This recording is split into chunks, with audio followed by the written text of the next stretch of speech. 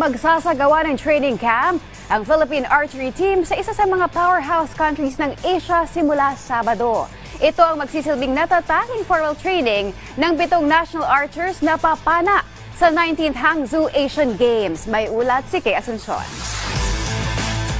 Para sa kanilang unang laro sa International Multi-Sporting Event ngayong taon, magsasanay ng 2 linggo sa Taiwan ang Philippine Archery Team simula sa September 2. 7 ang national archers na bibisita rito na kinabibilangan nila Jason Feliciano, Jonathan Riaport at Pia at Gabi Bedaure sa recurve event at Paul Martin de la Cruz, Amaya Cuanco at Andrea Robles sa compound event. Bagamat nagagaling lamang mula sa gold medal campaign sa men's team event ng 2023 World Archery Asian o WAA Archery Challenge nitong weekend sa Korea, hindi pa rin umano sapat ang kapasidad ni Feliciano ngayon para makapag-medal sa una niyang Asian Games exposure na gaganapin mula September 23 hanggang October 8. I think I need a lot more to work on pa. Comparing with up against other countries like yung mga powerhouse talaga like Korea and Taiwan also.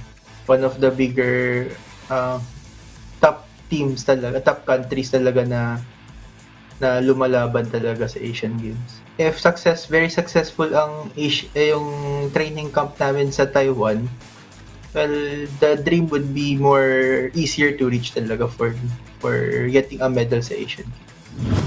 Ayon pa kay Feliciano, wala pang local training ang buong Asian Games bound archers, kaya kumuha na rin siya ng personal coach na kasama na nag-iensayo sa isang bakanting lote sa Dagupan.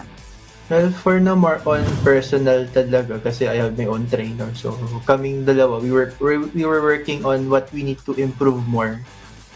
And then, most likely, for the Taiwan then, additional knowledge na rin for me to what I need to work on then before Asian Games. 2014 pa noong huli nakasungkit ng medalya ang Pilipinas sa Continental Meet matapos ang 3rd place finish ni De La Cruz sa men's individual compound event. Kay Asuncion, PTV Sports.